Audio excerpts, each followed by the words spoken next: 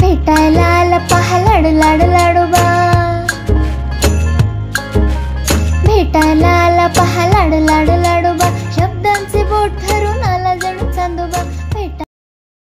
नमस्कार बालमित्रांनो, मी आज तुम्हाला लाडोबा प्रकाशित नागेश शेवाळकर लिखित पवनपुत्र हनुमान या पुस्तकातील एक गोष्ट वाचून दाखवणार आहे. तुम्हाला गोष्ट आवडल्यास तुमच्या मित्रांना ती नक्की पाठवा आणि पवनपुत्र हनुमान हे पुस्तक घरपोच मागवण्यासाठी डिस्क्रिप्शनमध्ये माहिती दिलेली आहेच. कथेचे शीर्षक हनुमानाचे भोजन.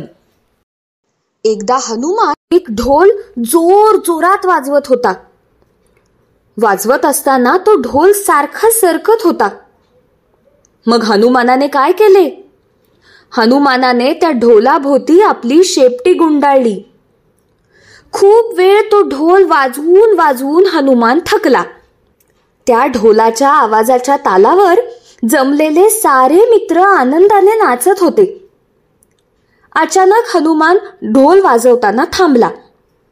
म्हणाला, अरे किती छान वास येतोय, कशाचा बरे असेल हा सुगंध? हनुमाना पुढे येत एक सेवक म्हणाला, युवराज चला, आपले जेवण तयार आहे. हनुमानाने मित्रांना सोबत घेतले. सारे मिळून भोजन घरात गेले. जेवायला बसताच समोर विविध पदार्थांची आरास पाहून हनुमान आनंदाने म्हणाला, अरे वा, किती सारे पक्वान्न बनवले आहेत.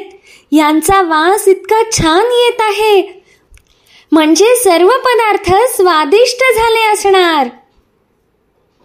मारुती खायला सुरुवात करणार तितक्यात अंजनी त्याचा हात धरून म्हणाली, बाळा, हे पदार्थ तू खाऊ नकोस.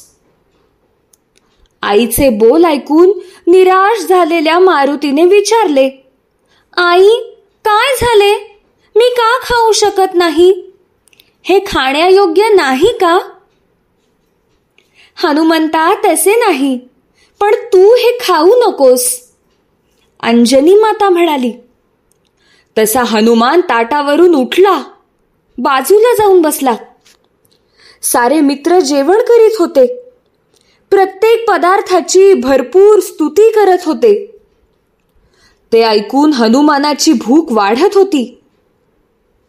ते ऐकून मारुती अत्यंत दुःखी मनाने तिथून निघून गेला. रात्र झाली. रुसलेला हनुमान आपल्या शेपटीशी बोलताना आपले दुःख सांगत होता.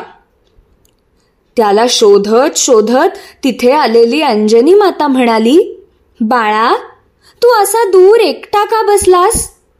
दुःखी दिसत आहेस. काही दुखते आहे का? तेवढ्यात नारायण नारायण असे स्वर कानावर पडले. नारद ऋषींना पाहून मारुती खाली उतरला. माते, जेवण इतके रुचकर बनवले आहे की मलाही खावे वाटते. मग बाळ मारुतीची इच्छा होणारच ना? जेवण मिळाले नाही म्हणूनच तो रुसला आहे. पण ऋषीवर, मारुती खूप लहान आहे.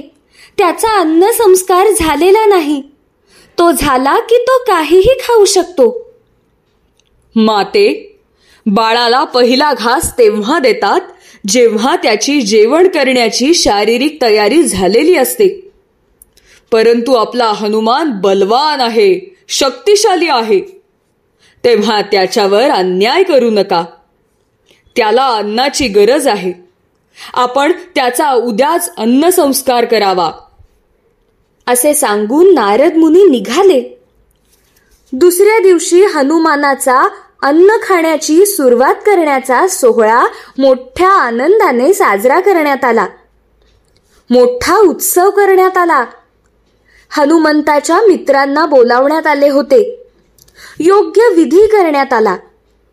सजवलेल्या भोजनगृहात मित्रांना घेऊन हनुमान पोहोचला. तिथे विविध खाण्याचे पदार्थ पाहून मारुतीला आनंद झाला. पदार्थांचा सुवास घेताना त्याला ते पदार्थ कधी एकदा खाऊ असे झाले होते. योग्य विधी करण्यात आला. परंतु हनुमानाचे लक्ष पदार्थांकडेच होते. पूजा झाली. ब्राह्मणाने एका सजवलेल्या ताटात ठेवलेली खिरीची वाटी अंजनीला दिली. माता अंजनीने खिरीचा पहिला घास मारुतीला भरवला. लगेच हनुमानाने तिच्या हातातली वाटी घेतली. एका दमात सारी खीर पिऊन टाकली. त्याची ही घाई पाहून सारे मनोमन हसले. हनुमानावर उपस्थित सर्वांनी फुलांचा वर्षाव केला. तो सोहळा कौतुकाने पाहणाऱ्या शंकर, पार्वती, विष्णू, लक्ष्मी इतर देवांनी सुद्धा हनुमानाला भरपूर आशीर्वाद दिले. ब्राह्मणांनी सांगितल्याप्रमाणे हनुमान जेवणासाठी एका सुशोभित आसनावर बसला. समोर सुंदर आकर्षक रांगोळ्यांची सजावट केली होती. समोर वाढलेल्या ताटातील पदार्थ पाहून हनुमान खुश झाला.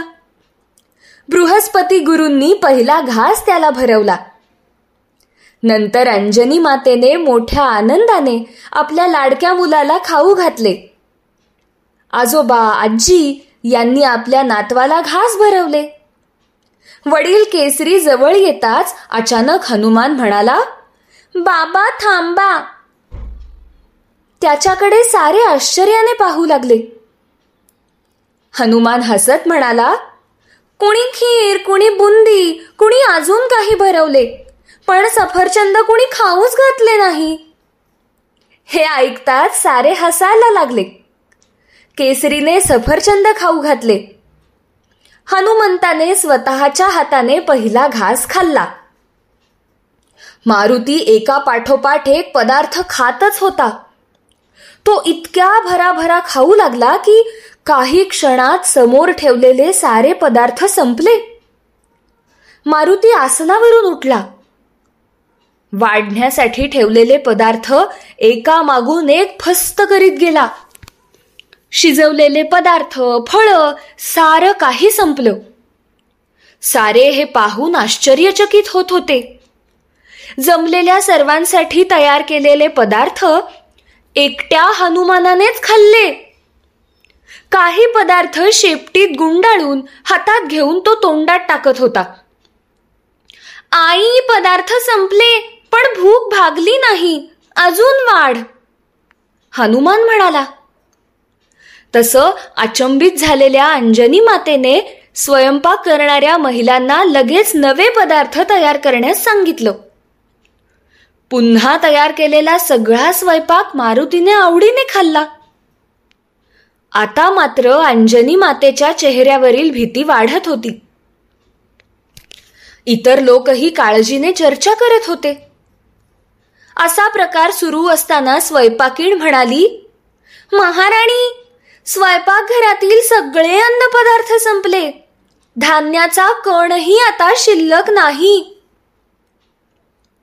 अंजनीची चिंता वाढलेली पाहून मारुती मनात म्हणाला, माझी भूक शमली नाही तरी चालेल, पण आईला दुःख होऊ नये. मारुती अंजनी मातेजवळ जाऊन म्हणाला, आई, माझे पोट तर केव्हाच भरले आहे. जेवण स्वादिष्ट असल्यामुळे अजून खावे वाटत होते. असं म्हणत मारुतीने मोठा ढेकर दिला.